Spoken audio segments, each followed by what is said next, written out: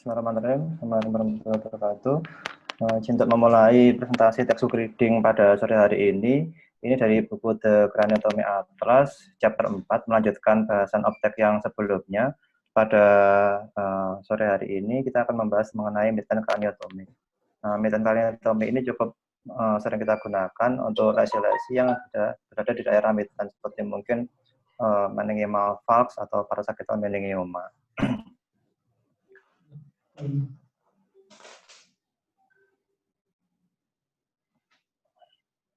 Nah, untuk overview, pada bab ini nanti akan dibagi menjadi 3 bagian. Yang pertama itu mengenai sinus crossing craniotomy. Jadi dasar-dasar untuk kita mengerjakan craniotomy yang menyeberang pada sinus, kemudian supratentorial midline craniotomy, dan yang terakhir yaitu infratentorial midline craniotomy, di mana dari masing-masing ada subbabnya itu sendiri. Dan ini pembagian secara sagital ya, dari midline itu dibagi menjadi ada frontobasal, frontal parietal, parietal occipital, dan infratentorial, tergantung di mana lokasi dari lesi yang akan kita kerjakan untuk operasi. Dan yang pertama akan kita bahas yaitu mengenai basic principle pada sinus crossing craniotomy. Seperti kita ketahui, pada midline itu didapatkan sinus sagittalis superior, sehingga secara tidak langsung maka kita akan selalu bersinggungan dengan sinus itu. Dan di sinus itu terdapat merupakan satu pembuluh darah yang cukup besar dan sering terjadi perdarahan apabila kita tidak melakukan pengontrolan dengan baik. Ini dasar-dasar untuk apa itu melakukan craniotomy pada daerah sinus. Ada beberapa macam cara, cuman di buku ini dirangkai seperti ini. Yang pertama, ini contoh A dan D ini merupakan misal kita melakukan suatu craniotomy pada sinus. Di sini merupakan contoh pada yang small craniotomy atau craniotomy yang kecil. Pada buku ini kategori craniotomy yang kecil itu didefinisikan dengan panjang dari sisi sagittalnya ini kurang dari 5 cm. Yang pertama, kita buat bor ya pada daerah sinus. Pada sinus ini kita disarankan untuk menggunakan perforator dengan ukuran yang paling besar, kurang lebih sekitar 18 mm. Tujuannya untuk menghindari injuri atau perlukaan pada sinus. Kemudian kita juga membuat bor di sisi yang lateral sesuai dengan skenogram yang sudah kita rencanakan, seluas perkiraan kira-kira lesi mana yang akan kita kerjakan. Nah, untuk langkah-langkah bagaimana kita mulai craniotominya setelah kita melakukan borehole, kemudian kita bersihkan bone chipnya yang tersisa, kemudian dilakukan detachment dengan menggunakan dissektor, sehingga nanti dari craniotomnya akan bisa masuk. Untuk pemotongan atau craniotomy sendiri kita lakukan dari sisi yang lateral, jadi kita lakukan sesuai dengan rencana craniotomy kita. Dari sisi yang lateral ini kita lanjutkan ke arah medial sampai kurang lebih sekitar 1,5 cm dari bagian sinus. Tujuannya apa? Untuk tidak melukai dari sinus itu sendiri, karena di daerah ini banyak terdapat juga lakuna-lakuna. Kemudian craniotomy kita lanjutkan dari sisi medial ini ke sisi yang kontralateral. Jadi bertemu di daerah kurang lebih 1,5 cm dari sisi lateral dari midline. Kemudian apabila diperlukan, maka kita juga bisa melakukan penambahan yang lateralnya. Ini kita menyesuaikan sesuai dengan lesi yang akan kita kerjakan. Kemudian juga untuk craniotomy itu selalu menjauhi sinus, jadi tidak boleh craniotomy itu mengarah kepada sinus. Jadi cukup berhenti di sekitar 1,5 cm sisi lateral dari sinus. Tujuannya sekali lagi untuk tidak membuat perlukaan pada sinus. Misalkan lesi itu tidak perlu sampai ke sisi kontralateral, maka kita juga bisa mengerjakan craniotomy ini di atas sinus. Seperti untuk yang perlu kita ketahui, craniotomy ini sebaiknya dilakukan di sisi paling lateral dari borehole. Jadi jangan di sebelah sini, tapi sisi yang paling luar dari borehole. Begitu juga yang di sisi lateral, maka dia yang sisi yang paling lateral dari borehole untuk dilakukan dengan craniotomy. Nah, pada kasus tertentu, misalkan pasien dengan kulit yang tipis atau pasien pada usia muda untuk kepentingan kosmetik, maka kita bisa melakukan seperti yang dicontohkan pada gambar C dan D seperti ini. Jadi untuk borehole-nya cukup pada daerah midline saja. Untuk ke sisi lateralnya kita tidak perlu menambahi borehole lagi. Cukup dengan melakukan tindakan craniotomy. Tapi sebaiknya kita gambar terlebih dulu, sehingga nanti tidak akan membuat craniotomy yang keliru. Nah, untuk yang selanjutnya ini contoh dari craniotomy dengan ukuran yang lebih besar. Di buku ini didefinisikan lebih dari 5 cm untuk panjang sisi dari sagitalnya ini. Prinsipnya tidak jauh berbeda dengan yang sebelumnya, cuman ini di buku ini disebutkan bahwa sebaiknya untuk di sisi yang di atas ini, jarak antar lubangnya ini sebaiknya 3 cm dan tidak lebih dari itu. Tujuannya sekali lagi untuk menghindari perlukaan pada sinus. Sama seperti yang disebutkan di slide sebelumnya, apabila kita ternyata cukup lesnya tidak sampai menyeberang sinus, maka kita cukup motong di daerah sinus sampai ke sisi lateralnya ini. Tapi apabila ternyata dibutuhkan bukaan yang lebih luas, maka craniotomy bisa diperlebar sampai sisi yang kontralateral. Sama seperti yang sebelumnya, jadi untuk yang gambar C dan D ini, untuk memperbaiki dari kosmetiknya, apabila diperlukan, kita tidak perlu membuat borehole di sisi yang sebelah lateral, jadi cukup yang pada midline saja. Ini contoh untuk craniotomy pada daerah frontal, lebih ke frontobasal. Jadi di sini dicontohkan untuk menghindari borehole pada sisi yang frontal. Selain yang pertama pertimbangan untuk kosmetik, di daerah frontal, terutama frontal basal ini juga kita dapatkan adanya sinus frontalis, sehingga dengan kita tidak melakukan bor di sini, maka akan menghindari yang pertama adanya defek, misalkan tadi kulitnya ditutup, dan yang kedua kita juga bisa menghindari kemungkinan untuk merusak atau membuat lubang pada sinus frontalisnya. Untuk prinsipnya tetap sama, jadi dilakukan bor dengan ukuran yang paling besar, kurang lebih 18 mm, dan dilakukan ke arah sisi yang ke arah lateral. Jadi tidak boleh untuk bor itu mendekati sinus. Jadi kita dari sinus ke arah lateral. Ini juga contoh misalkan ternyata tidak diperlukan craniotomy yang cukup luas, maka hanya satu aja di daerah sinus, kemudian di sisi lateral, dan kita sesuaikan craniotomy-nya sesuai dengan skenogram atau lesi yang kita perkirakan sebelumnya. Itu sekilas mengenai bagaimana prinsip-prinsip dasar untuk kita melakukan craniotomy pada garis tengah atau pada midline. Nah, kemudian untuk bab yang kedua kita akan melanjutkan mengenai supratentorial midline craniotomy, dan ini pada daerah yang frontal. Biasanya ini kita lakukan misalkan ada lesilasi di frontobasal yang perlu kita approach, atau kita mengapproach pada ada lesi di daerah supraorbita. Dan untuk yang pertama kita lakukan positioning dulu. Posisinya kita menggunakan headpin, ya, kemudian slide fleksi untuk kepalanya, dan untuk model insisinya seperti ini. Jadi untuk bukaan di frontal, terutama yang frontobasal, kita insisinya berbentuk curve, ya, dari tragus, di depan tragus sampai ke tragus yang sisi kontralateral.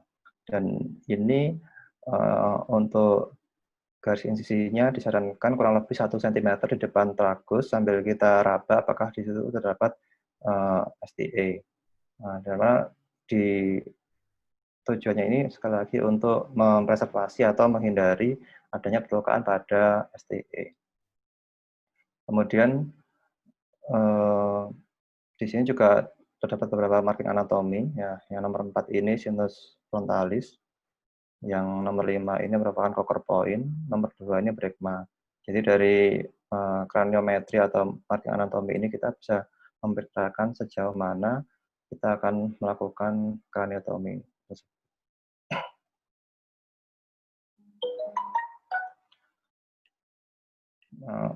Kemudian setelah kita melakukan desain insisi, kita menggambar desain insisi, maka kita draping untuk rambut biasanya kita cukur 1 cm di depan dan di belakang garis yang akan kita lakukan insisi. Yang seperti yang saya sebutkan tadi, jadi untuk insisinya bisa dari tragus yang sisi kanan dilanjutkan sampai ke sisi yang sebelah kiri untuk bukaan frontal. Dan kemudian seperti tadi yang saya sebutkan bahwa untuk insisinya ini dilakukan 1 cm di depan dari tragus, di mana tujuannya untuk mempreservasi dari STA. Kemudian sebaiknya bentuk insisinya ini curve seperti ini, tujuannya untuk biar tidak terjadi asimetri. Jadi dengan adanya curve ini, maka pada saat kita menjahit kulit nanti akan bisa bertemu kembali sisi-sisi yang harus kita jahit secara kita kembalikan sesuai dengan sebelumnya. Kemudian juga yang perlu kita perhatikan bahwa penggambaran desain sisi ini harus di belakang garis rambut untuk pertimbangan kosmetik. Kemudian kita lanjutkan, setelah kita lakukan insisi, kita merawat perdarahan. Jadi untuk arteri yang oozing atau yang arteri yang cukup besar, kita bisa melakukan dengan koagulasi dengan bipolar. Tapi untuk perdarahan dari scalp, maka kita cukup menghentikannya dengan scalp clip atau sering kita kenal dengan Rennie clip. Nah, untuk bisa melakukan pemasangan Rennie clip dengan sempurna ini, maka kita harus memisahkan antara bagian subgalialnya ini dengan periosnya. Jadi ini biasanya ditandai dengan adanya lapisan yang berwarna putih. Kalau kita sudah bisa menemukan itu, maka kita akan bisa memasang running clip ini dengan baik. Kemudian insisinya kita perluas, kemudian kita juga kalau sudah kita lakukan sampai kontralateralnya, maka kita melakukan pemasangan hook atau kait untuk menahan dari bagian flap kulitnya ini. Kemudian flap kulit yang sisi yang sebelahnya, maka kita tutup juga dengan kasa basah atau di sini disebutkan dengan wet cotton untuk mencegah terjadinya kekeringan pada flap kulit itu. Kemudian juga apabila diperlukan, kita juga bisa melakukan flap dari periosteum ini. Nah, periosteum ini diharapkan untuk sisi lateralnya tidak sampai melebihi dari superior temporal line. Jadi di atas itu.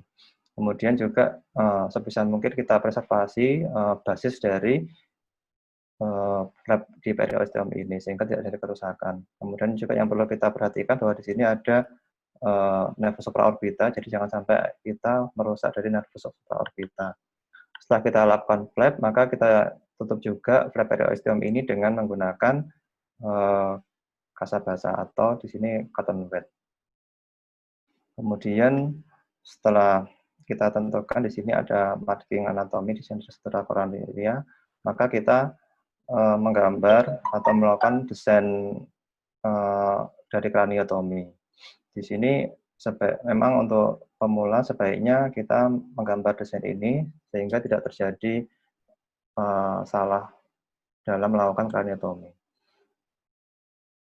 Seperti tadi yang sudah disebutkan di prinsip-prinsip untuk melakukan midline kraniotomi, Jadi di sini kita melakukan bullhole rencananya pada bagian tengah, jadi ada 2 bullhole dan 1 bullhole di sisi lateral.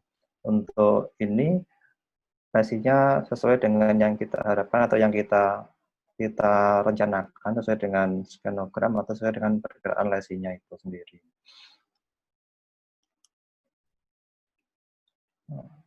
Sekali lagi untuk melakukan borehole di daerah Midland disarankan menggunakan perforator dengan diameter berukuran 18 mm. Tujuannya dengan diameter yang besar itu maka akan mengurangi kerusakan atau perlukaan pada daerah sinus. Setelah kita lakukan bor di titik-titik yang sudah kita tentukan, maka kemudian kita bersihkan sisa-sisa dari tulangnya dan juga misalkan ada lapisan bone chip ini, maka kita bisa angkat. Kemudian kita lakukan detachment dari duranya ini dengan menggunakan disektor, hingga nanti craniotomnya ini akan bisa masuk di sela-sela antara tulang dan dura mater. Sesuai dengan prinsip yang telah dijelaskan di awal tadi, maka craniotomy dilakukan dari sisi lateral ke arah medial, berhenti sampai kurang lebih 1,5 cm dari garis tengah. Kemudian dilanjutkan dari sisi medial ke sisi lateral. Untuk yang sebelah sisi kontralateral maka bisa dilanjutkan dari midline, kemudian membentuk curve seperti sesuai dengan apa itu desain yang sudah kita gambar sebelumnya. Nah, setelah kita lakukan craniotomy secara keliling, maka kita lepaskan untuk tulangnya ini dengan hati-hati menggunakan elevator. Setahap demi setahap, karena sekali lagi di sini ada daerah sinus. Apabila kita tidak hati-hati untuk melakukan elevasi dari tulangnya ini, maka akan merobek dari sinus itu sendiri, sehingga nanti bisa menimbulkan perlukaan. Apabila tulang sudah kita lepaskan, maka akan selanjutnya sebaiknya dilakukan pembersihan sisa dari bone dust atau sisa dari tulang dengan menggunakan flushing.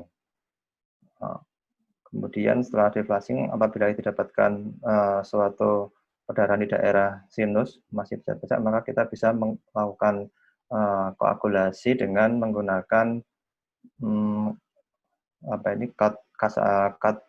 cotton yang basah atau sering kita sebut dengan wedges. Di situ apabila ternyata masih ada perdarahan yang aktif, maka kita bisa melakukan penjahitan atau ligasi, dan apabila masih masih ada perdarahan, maka kita juga bisa melakukan koagulasi dengan dengan glue, atau di sini disebutkan contohnya seperti Periplast seperti itu. Kemudian kita bisa melanjutkan untuk pembukaan dura. Biasanya dura mater di daerah garis tengah ini dibuka dari sisi lateral dengan base atau pedicle di daerah sinus. Tujuannya sekali lagi untuk mengamankan sinus. Selain itu juga karena beberapa juga terkadang ada variasi dari lakuna yang ekstensi ke lateral. Jadi dengan adanya bentukan insisi dura mater yang seperti ini diharapkan akan mengurangi terjadinya perdarahan dan bisa melindungi sinus. Setelah itu kita tempatkan wedges besar keliling, tujuannya untuk melindungi dari parenkim dari otak ini. Dan apabila diperlukan, kita juga bisa melakukan tackle. Jadi dengan benang 3-0, kita lakukan tackle pada sisi lateral dari sinus, untuk bisa nantinya kita akan melakukan retraksi atau menarik dari valve atau sinus, sehingga kita bisa mengakses dari daerah yang di daerah midline. Dan apabila sudah selesai kita untuk melakukan tindakan pada daerah midline, maka sudah kita bisa tutup lagi, dan kemudian kita lakukan fiksasi dari bone flap ini dengan menggunakan mini plate. Disarankan karena ini daerah frontal, maka untuk flap dari bone-nya ini lebih menempel di daerah sisi yang sebelah frontal, terutama tujuannya untuk kosmetik. Kemudian kita lakukan fiksasi dengan mini blade, jarak dari antar mini blade ini kurang lebih diharapkan sekitar 120 derajat. Kemudian bila perlu untuk lubang bekas burulnya itu kita bisa menutupnya dengan sisa-sisa dari bondas atau juga bisa dengan titanium chip atau juga bisa dengan akrilik seperti itu. Kemudian untuk penutupan dari lapisan kulitnya ini apabila tadi periosteumnya tidak jadi kita gunakan, maka sebaiknya juga kita kembalikan dan kita jahit sesuai dengan tempatnya yang semula. Kemudian kita tutup kulit dan jahit lapis demi lapis. Dan biasanya dengan luka sebesar ini, maka kita akan melakukan pemasangan drain. Poin-poin penting pada craniotomy di daerah frontal ini, yang pertama posisi dari Mayfield clamp itu sebaiknya tidak mengganggu tangan kita pada saat akan melakukan tindakan operasi dan pada saat penutupan dari kulit. Kemudian poin yang kedua yaitu kita harus berusaha untuk mempreservasi dari flap galeal sebetulnya, dan bila perlu kita juga mempreservasi dari basisnya atau pedikelnya. Dan ini juga yang penting untuk mempreservasi dari supraorbital nerve. Kemudian juga dipastikan kita tidak membuka dari sinus frontalis sampai itu benar-benar diperlukan. Di buku ini disebutkan mungkin neuronavigasi bisa membantu pada kasus-kasus yang sulit. Kemudian juga ligasi pada sinus sagittalis superior yang sepertiga anterior ini bisa memungkinkan pada kasus di mana misalkan ada perlukaan pada sinus yang tidak bisa kita lakukan dengan dengan Borges atau dengan uji sel. Dan kosmetik pada daerah dari tulang frontal ini sangat penting. Kita juga harus hati-hati menjaga dari garis rambut dan membuat insisi yang berbentuk curve. Tujuannya sekali lagi untuk kosmetik sehingga nanti tidak untuk kulit itu bisa kita kembalikan seperti semula. Dan bila memungkinkan, burul itu bisa kita tutup baik dengan bondas, dengan akrilik atau dengan titanium chip. Kemudian untuk yang berikutnya yaitu mengenai craniotomy supratentorial tapi di daerah frontoparietal. Tujuannya ini juga untuk mengakses dari lesi-lesi yang berada di daerah frontoparietal. Yang pertama untuk posisinya, kita posisikan pasien supine, kemudian untuk kepalanya ini fleksi, dengan di sini disebutkan bahwa dagunya ini menempel pada jejulum. Dan juga ini pada beberapa craniometry point yang bisa kita jadikan untuk marking. Yang nomor 3 ini bregma, yang nomor 5 ini suatu gambaran dari sulcus centralis, di mana ini kurang lebih sekitar 5 cm dari bregma. Yang 7 ini merupakan cover point, dan yang nomor 6 ini merupakan daerah sekitar 1 cm dari sutura coronaria, ini merupakan awal dari area premotor. Pada buku ini hampir semua insisi itu diusahakan linear. Jadi tujuannya memang untuk kosmetik dan untuk mengurangi perdarahan. Pada daerah frontotemporal ini kita juga sesuai dengan skenogram kita, maka kita bisa melakukan insisi midline seperti ini. Di sini disebutkan bahwa kita bisa melakukan insisi kurang lebih maksimal 5 cm dari midline, kanan dan kiri. Kemudian seperti yang sebelumnya, setelah kita lakukan insisi, maka kita rawat perdarahan. Untuk yang arteri yang cukup besar, kita bisa melakukan koagulasi dengan bipolar. Sedangkan untuk yang kecil-kecil, maka kita bisa menghentikan perdarahannya dengan menggunakan running clip atau scalp clip. Dan tentu saja untuk bisa melakukan itu, maka kita harus melepaskan lapisan subgaleal ini dengan lapisan periosteum.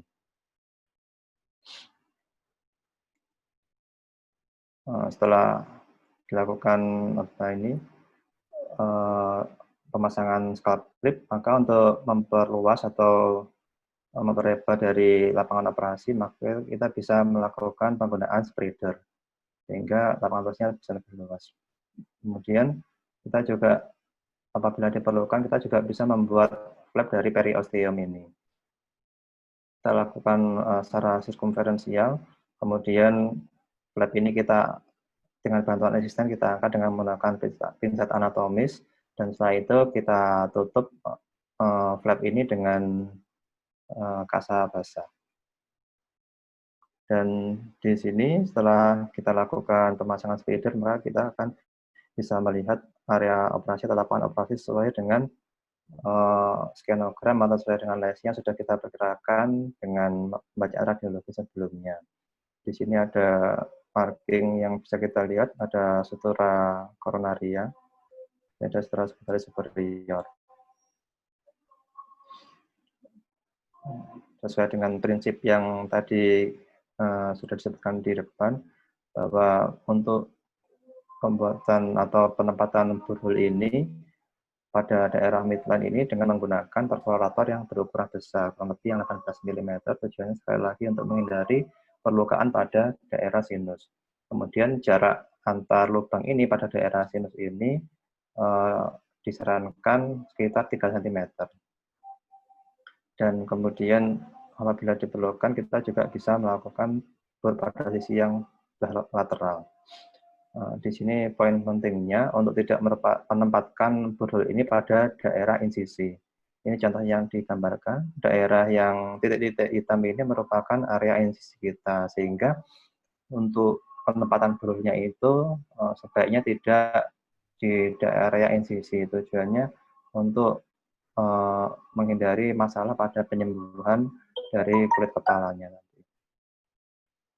Setelah kita lakukan bor di tempat yang sudah kita tentukan, maka kita bersihkan bone chip-nya dengan menggunakan chrome clamp. Kemudian kita lakukan diseksi dura dari dengan tulangnya ini dengan menggunakan disektor. Kemudian seperti yang dijelaskan di awal tadi, untuk kraniotominya kita dari sisi yang paling lateral sampai ke kurang lebih 1,5 cm dari sisi midline. Kemudian dari lubang-lubang borehole ini kita lanjutkan.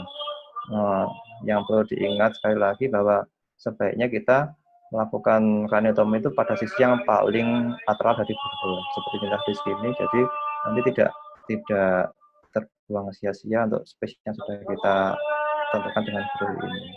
Dan juga dengan melakukan kraniotomi pada sisi yang paling lateral ini, kita akan menghasilkan luas kraniotomi yang optimal. Setelah dilakukan kraniotomi secara keliling, selanjutnya kita lepaskan bone flap dengan hati-hati, karena sekali lagi ini di daerah di atas dari sinus agitalis superior, di mana kalau kita itu tidak hati-hati dalam melakukan elevasi dari tulang yang ini, maka akan menimbulkan perdarahan atau perobekan pada daerah sinus.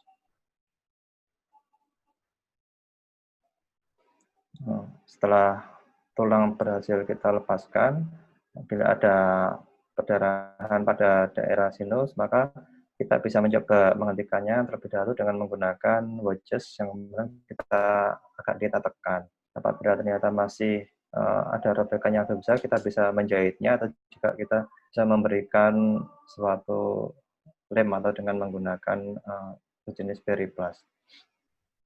Kemudian apabila kita sudah melakukan tindakan operasi, tulang kita kembalikan lagi dengan sisi yang paling menempel pada daerah yang frontal dan daerah midline. Kemudian juga dengan mini blade yang dengan jarak kurang lebih 120 derajat. Untuk lubang bekas borehole-nya ini kita bisa menutupnya dengan bondas, dengan akrilik atau juga dengan titanium chip. Contohnya seperti ini kita tutup dengan akrilik. Sekali lagi untuk penempatan borehole-nya dan juga penempatan dari minipedia ini disarankan untuk tidak di bagian dari insisi. Tujuannya untuk menghindari adanya gangguan pada penyembuhan luka. Nah, ini poin-poin penting yang perlu kita perhatikan. Yang pertama ini, ya kita harus memposisikan pasien yang pada midline. Kemudian kita mempersiapkan Galea untuk apabila kita memerlukan flap, dan kita bisa mengidentifikasi dari craniometric point sehingga untuk orientasinya bisa lebih bagus lagi. Dan kita menggunakan craniotomy yang berukuran atau perforator yang berukuran besar untuk membuat borehole pada daerah sinus. Tujuannya sekali lagi untuk menghindari injury atau pelukan pada sinus.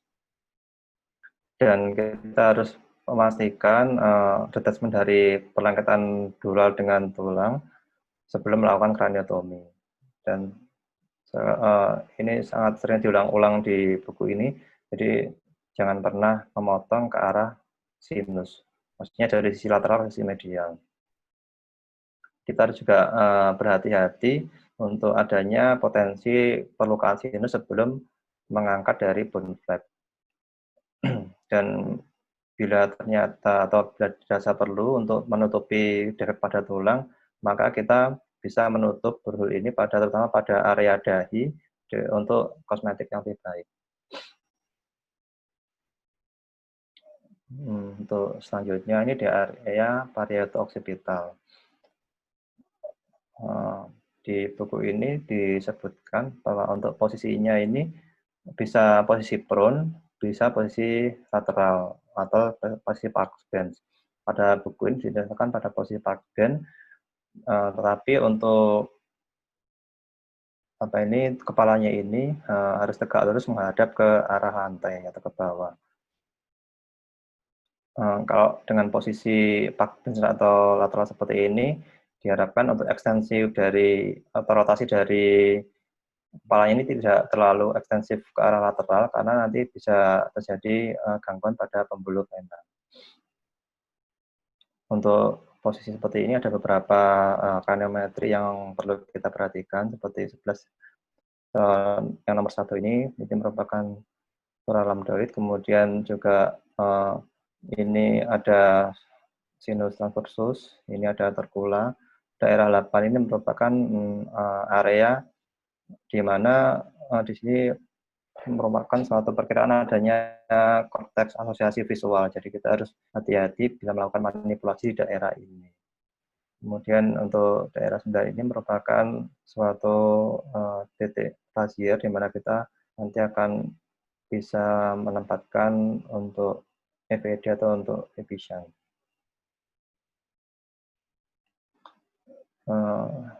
Seperti yang sudah dibahas di bab sebelumnya, pada buku ini memang kebanyakan menggunakan insisi secara linier.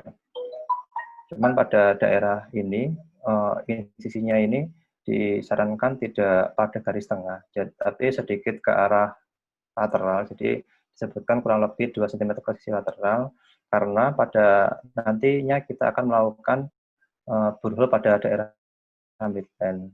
Sehingga apabila kita melakukan insisi pada daerah midline, maka nanti akan bertemu dengan borehole-nya dan akan mengganggu dari proses penyembuhan. Oleh karena itu disarankan untuk melakukan insisi di daerah kurang lebih 2 cm sebelah lateral dari insisi pertama, insisi medis, kemudian arteri yang koagulasi dengan bipolar. Untuk yang perdarahan scalp kita bisa menghentikannya dengan pemasangan scalp clip atau running clip. Kemudian kita diseksi dari periosteumnya.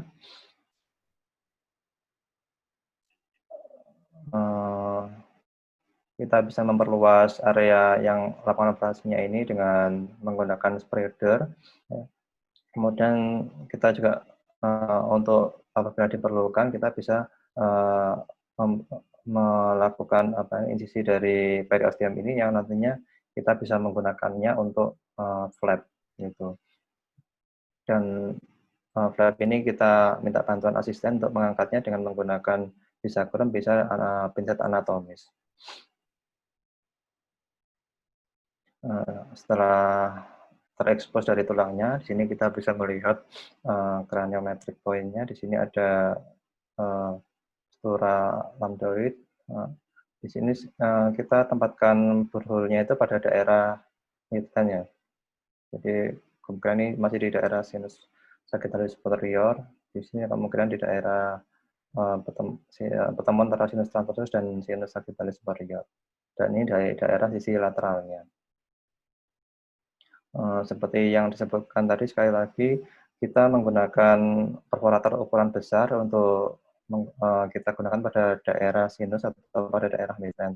Tujuannya untuk menghindari injury pada sinus sagittalis superior. Untuk daerah yang lateral kita bisa menggunakan perforator yang lebih kecil. Untuk yang masih Tommy, waktunya ya, tolong ya, 30 menitnya sudah lewat jauh. Oh iya, baik dok. Kurang lebih ini sama seperti yang sebelumnya.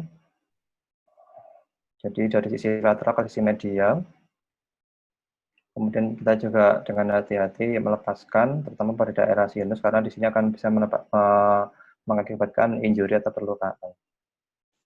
Apabila kita sudah melepaskan tulangnya, maka kita bisa menutup dengan wedges untuk melindungi dari parenkim otaknya itu. Kurang lebih sama, jadi untuk pedicle atau base dari duranya ini, kita di daerah yang midline. Kemudian kita juga bisa melakukan tackle dengan menggunakan benang untuk eksplorasi yang lebih luas. Dan juga kita kembalikan tulang ini dengan mini plate dengan jarak 120 derajat dan dengan kita tutup dengan bondas. Poin penting pada di daerah ini, kita harus mengantisipasi lokalisasi dari konteks visual, dan kita juga harus mengingat bahwa di daerah dari lambda ini ada beberapa bridging vein, sehingga kita harus hati-hati untuk menghindari adanya perdarahan. Dan untuk yang berikutnya ini merupakan infratentorial craniotomy. Yang pertama ini merupakan infratentorial supracerebral. Untuk posisinya pada buku ini dia menggunakan posisi sitting position. Sedangkan untuk yang biasa kita kerjakan di Sutomo, kita menggunakan posisi prone. Ini craniometric point yang perlu kita ketahui. Ada asterion ya, di sini ada C1, kemudian ada bagian torcula, di sini ada inion. Yang sisinya midline pada garis tengah juga. Poin penting pada insisi di sini yang perlu kita perhatikan, bahwa kalau kita tahukan insisi pada benar-benar pada midline, pada ligamentum nukal, maka perdarahannya akan lebih sedikit. Tapi kalau kita tidak insisi pada midline, lebih ke lateral, maka akan lebih banyak perdarahan. Kemudian kita lakukan spreader ini, setelah kita lepaskan lapis demi lapis dari ototnya sampai lateral mungkin, maka kita akan bisa memasang spreader untuk memperluas area dari craniotomy. Untuk titik burhole-nya kita letakkan kurang lebih pada area sinus transversus, kemudian pada torcula. Dan dari sini kita lakukan craniotomy pada sisi yang paling lateral. Seperti ini. Yang perlu kita perhatikan pada daerah midline ini, tulangnya biasanya agak tebal, sehingga mungkin kita perlu menggunakan craniotomy yang agak panjang, atau kita bisa juga lakukan dengan menggunakan gayet untuk membantu melepaskan tulang. Pada daerah ini kita bisa melakukan insisi duranya dengan posisi linear atau dengan curve, sehingga kita bisa mengakses area dari infratemporal supracerebellar ini dengan baik. Kemudian kita juga bisa melakukan ligasi dari sinus occipitalis apabila diperlukan. Tulang bisa dikembalikan dengan mini plate. Yang perlu diperhatikan, kita harus menghindari adanya rotasi, sehingga kita tidak salah dalam mengidentifikasi dari ligamentum nukalnya itu sendiri. Yang terakhir yaitu di tub occipital. Sama juga di sini menggunakan posisi sitting position. Yang perlu diperhatikan untuk occipital ini kita harus memastikan bahwa kepalanya ini merupakan fleksi maksimal. Yo, Jadi dagunya menempel pada jugulum. Apa ya? Juga sama midline. Kalau kita inisinya pada midline, maka itu akan sangat mengurangi perdarahan. Yang perlu kita perhatikan pada daerah suboccipital ini, apabila kita sampai exposure 1, maka di kanan kirinya ini ada arteria vertebralis. Jadi kita harus hati-hati agar sampai tidak melakukan injury pada arteria vertebralis ini.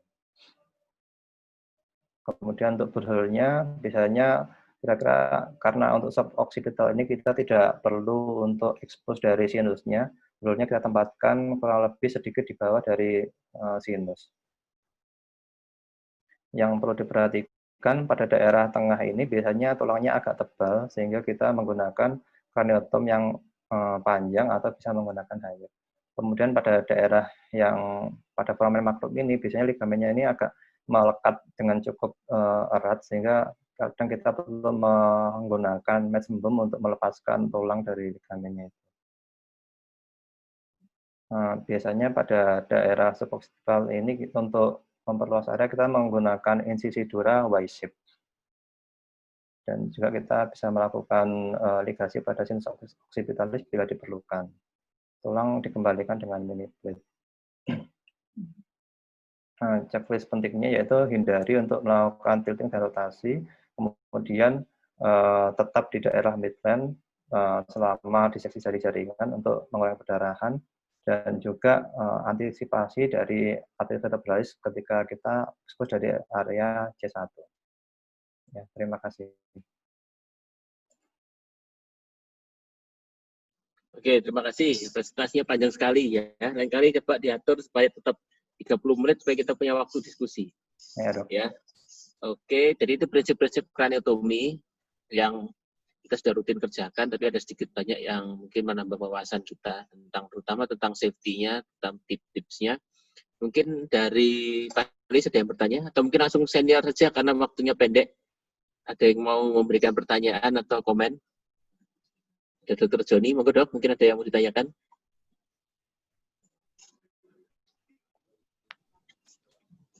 Saya mau tanya itu yang tentang borehole di garis tengah itu. Borehole di garis tengah, di atasnya sinus occipitalis superior. Itu kira-kira Dokter, siapa tadi yang presentasi? Tommy, Dokter. Dokter Tommy. Ya, kira-kira gimana menghindarinya supaya tidak bablas ke sinus, ke dinding sinus? Ya, Dok, kalau di buku ini dijelaskan untuk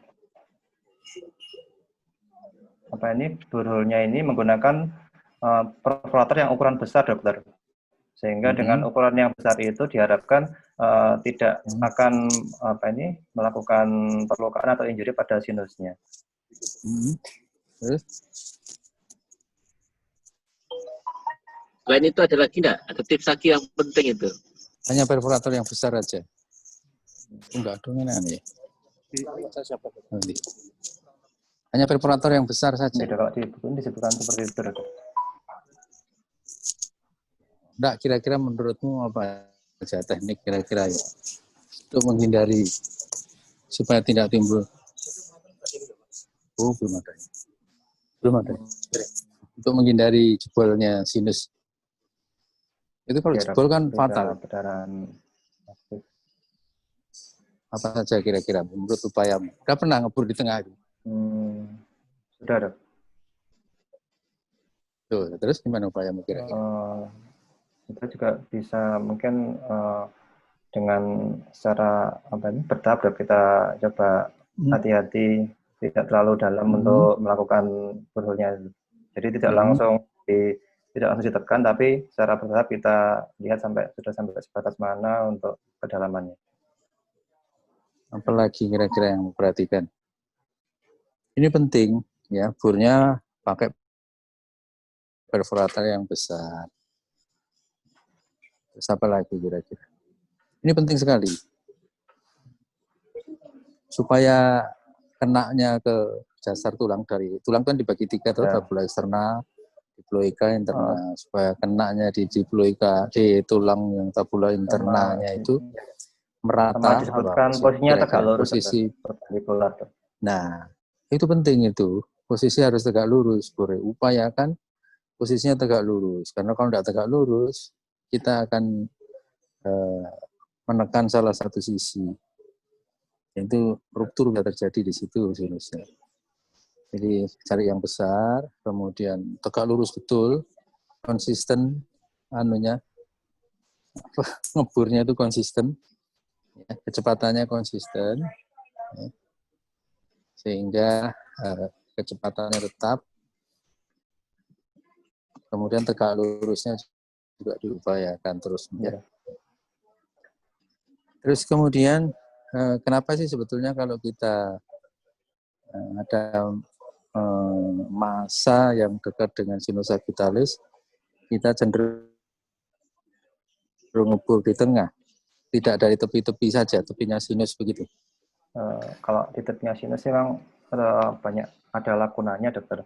Kemudian juga ada granulopationis, sehingga khawatirnya kalau kita di tepinya sinus malah akan menimbulkan perdarahan, dok.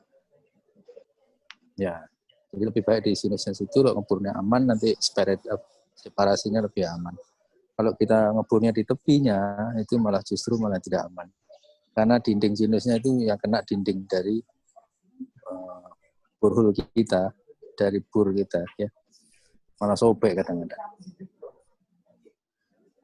Menurut saya itu Dr. Baike barangkali penting. Terima kasih. Ada satu lagi Dr. Tommy. Jangan pakai perforator yang tumpul. Ya, dok. Kalau perforatornya tumpul, kita cenderung menekan. Itu bahaya sekali. Jadi harus pastikan perforatornya tajam, tidak tumpul. Tidak boleh menekannya berlebihan. Oke.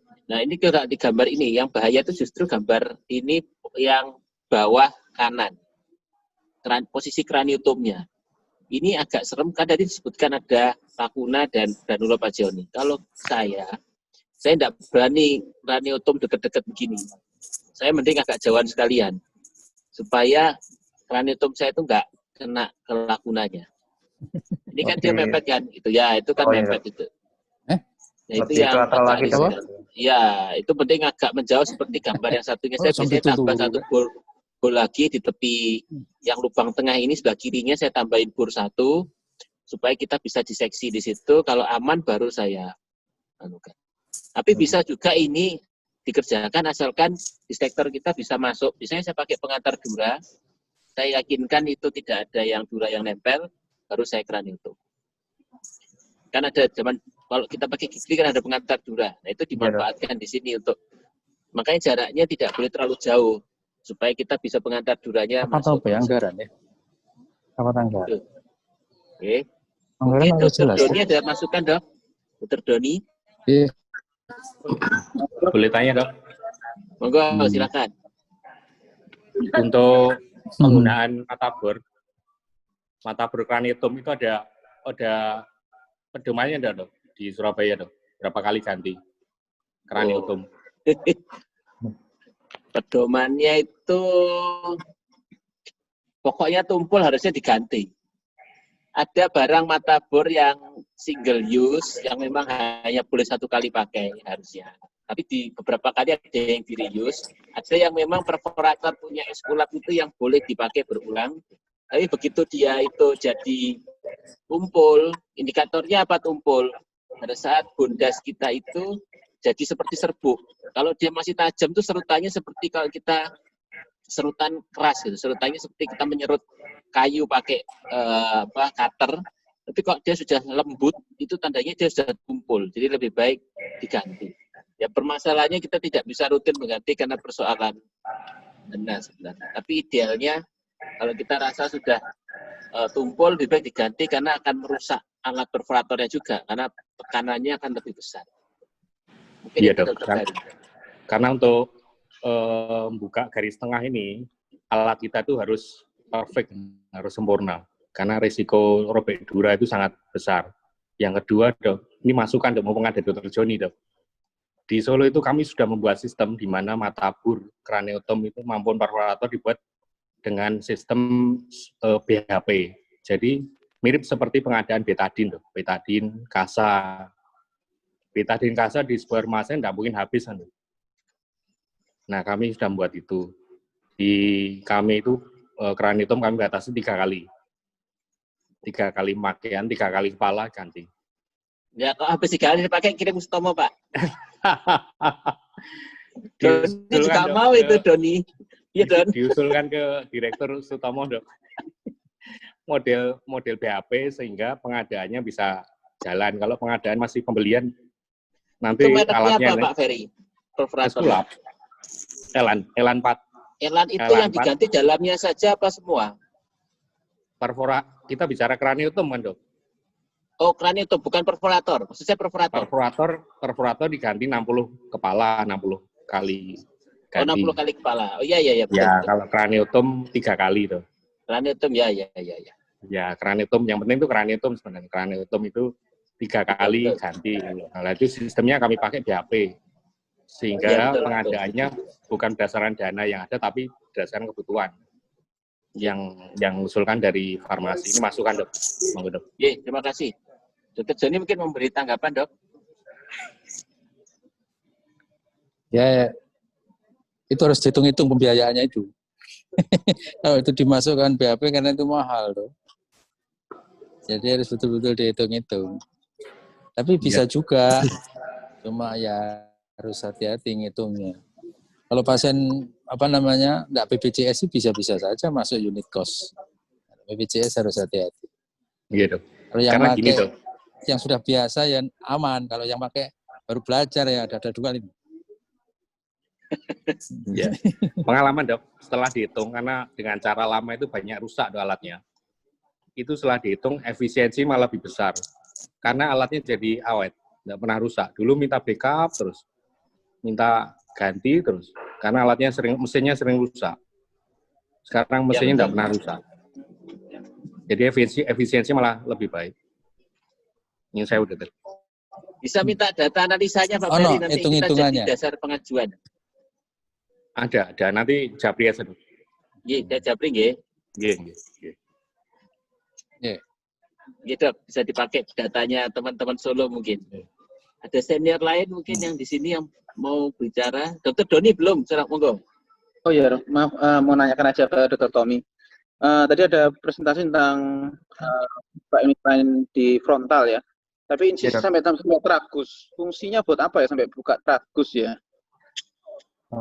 Itu yang pertama. Yang kedua, untuk bor tadi, itu saya lihat bornya kok memang di gambar itu banyak sekali, terutama yang di lateral. Fungsinya apa? Ngebor di lateral.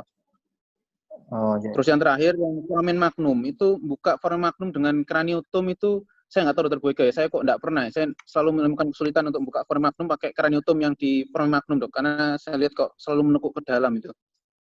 Dan perlekatan memang yang sulit untuk dipisahkan. Silakan dijawab dulu, Dr. Tommy. Ya, Dok. Di buku ini disebutkan tujuan kenapa kok sampai tragus ini untuk menghasilkan ekspos yang luas, dan juga yang kedua itu untuk jangan sampai nanti disebutkan bahwa kulitnya ini nanti sampai menekuk, Dok. Kalau dari tekuan di sini, maka tadi disebutkan di buku ini akan jadi injury pada kulitnya. Itu tujuannya kenapa kok sampai tragus. Tapi apabila ternyata nanti yang dibuka itu hanya unilateral saja, maka tidak perlu sampai tragus yang sisi kontralateral, tapi cukup mungkin sampai setengahnya di sini saja. Kemudian untuk masalah burhol yang di daerah lateral, Dokter. Jadi seperti yang di sini tadi sempat kita sebutkan di prinsipnya. Jadi ini hanya untuk membantu apabila kita memerlukan burhol di sini. Tapi untuk keperluan kosmetik, apabila kita tidak menggunakan burhol di sini juga tidak masalah. Seperti yang ini, Dokter. Jadi kalau kita bisa, maka burholnya cukup di tengah saja, tidak perlu sampai yang di lateral. Ini yang di lateral ini opsional, Dokter, apabila kita kesulitan untuk melakukan craniotomy. Tapi kadang diperlukan, kalau pada umur tertentu diperlukan. Iya, ini disebutkan bukan bahwa lateral. Ini disebutkan kalau yang usia tua malah, Dokter, untuk yang diperlukan yang di sisi lateral. Di titik mana? Ini sesuai dengan skenogram kita, dokter, sesuai dengan luas yang kita perlukan untuk urgensi lateral ini. Tujuannya hanya untuk guiding dari craniotominya aja. Kalau saya di sutura, selalu buka sutura ya, karena sutura tempat menempel. Pada orang tua tuh sekali kita sobek di sana. Ya. Monggo dokter, itu mungkin ada masukan. Ya, memang sutura kadang dipasang di sutura lebih aman karena kita bisa ngelepas di suturanya itu. Dan itu memang jadi biasanya saya pasang yang di lateral itu untuk aman-amannya aja. Jadi tempat masukkan dissektor, masukkan pemisah dura dari lateral. Kadang di tengah itu dibur kan kadang rebes-rebes. Kita mau misahkan itu lebih aman dari lateralnya. Coba slide yang setelah ini, nomor 7. Slide nomor 7 setelah ini. Saya ada yang gambar yang bingung. Nah ini loh, yang B. Ini arah craniotominya gimana itu? Yang insisi kedua itu masuk lewat mana kok? Dia tahu-tahu burnya di sini. Ya, Terus yang itu arahnya dari mana? Yang garis kedua itu? Ini harusnya itu ke sini, dokter. Kalau menurut penjelasannya harusnya itu ke sini harusnya. Iya, maksudnya kok jadi panahnya itu tidak ke sini. Iya. Dari sini ke sini kalau menurut penjelasannya, dok. Itu bisa aman asal sebelumnya dipisah dulu. Jadi pakai pemisah dura, dipisahkan sinusnya dari tulang baru masuk anunya. Dan supaya sering kalau kita pasang bur, itu kan bur dari gini tegak lurus kan. Ini harus dibuat landai ujungnya. Biasanya tepi burnya itu bawahnya saya bersihkan pakai hayek supaya pemisah duranya itu masuknya smooth. Kalau dia masih tegak lurus begini masuknya kan nggak enak ini. Nah ini harus dibuat landai supaya pada saat masukkan pemisah duranya itu kita bisa smooth misahkannya. Itu pakai Garrison. Dan pakai Garrison saya pernah lihat beberapa senior pakai kuret yang tajam. Intinya sudut bawahnya itu yang tegak lurus sama dura ini bisa lebih landai begini. Supaya kita masukkan pemisahnya itu bisa lebih smooth sudutnya. Nggak menukik ke dalam. Itu aja mungkin tipsnya. Ada lagi mungkin Dr. Doni, Dr. Ferry, tambahan? Tadi buka foramen magnum dok dengan cranium tadi agak. Oh iya, coba gambarnya dari mana? Foramen magnum dengan cranium. Saya pernah berhasil, tapi seringnya tidak berhasil. Tergantung positioning leher. Kalau positioning lehernya enak, itu bisa. Dan yang kedua, pada saat kita memotong ligamen yang ada di foramen magnumnya, itu kan ada ligamen tebal, Don. Iya. Kita harus bebaskan C1-nya kelihatan, foramen magnumnya kelihatan, terus semua ligamen yang ada di situ kita bersihkan. Bersih, kerabaduranya, baru kita bisa buka. Dan itu posisinya harus benar-benar fleksi yang bagus. Pertama posisi, kedua bebaskan foramen magnum, gambar yang kiri ini contoh bagus. Itu yang bawah kan kelihatan C1-nya. Nah, antara C1 dan foramen magnum itu harus bersih, tidak ada fasi. Yang sering kan ada kayak fasi ligamen-ligamen yang nempel. Nah, itu dibersihkan pakai S15. Potong, digunting pelan-pelan, lepaskan kanan-kiri sampai dia benar-benar bersih. Yang sering susah itu karena sebenarnya masih ada sisa fasia bukan dura. Di atas foramen magnumnya itu. Itu yang bikin kita tidak bisa masukkan perforatornya, craniotomnya. Biasanya kalau sudah ketemu, dikasih Garrison sedikit, dipotong sedikit foramen magnumnya itu ke atas, supaya kelihatan benar-benar duranya, baru kita masukkan. Kalau Garrison kita bisa masuk, nanti sudah lepas kan itu. Ya karena seringkali kan kasus ini biasanya Anociari dok itu bentuk foramen magnumnya itu agak datar masuk ke dalam gitu. Ya. Jadi itu agak sulit biasanya kalau teknik ini dipakai. Saya belum harus pernah diraba benar-benar ke bawahnya. Terus kalau mau bisa pakai Garrison yang tipis nomor 3 yang flat ya. Saya pakai yang 3 yang tipis, bukan 3 yang biasa. Jadi ada Garrison yang vertikal itu biasanya bawahnya lebih tipis. Nah, itu lebih aman kita masukkan. Jangan pakai Garrison biasa. Takutnya dia sepatunya terlalu tebal. Tebal ya. Ya, terima kasih, Dok. Oke, mungkin itu ada closing, Dr. Joni. Dr. Joni mungkin ada closing penutupan. Ada, mungkin. Dr. Ferry. Oke, lanjut. Terima kasih bergabung. Oke, terima kasih. Sudah 1 jam, tidak terasa kita berdiskusi di acara diskusi onkologi ini. Jadi waktunya bisa fleksibel, jam 8 malam atau jam 6 sore. Oke, terima kasih. Mohon maaf jika ada salah kata. Wassalamualaikum warahmatullahi wabarakatuh. Waalaikumsalam warahmatullahi wabarakatuh. Waalaikumsalam.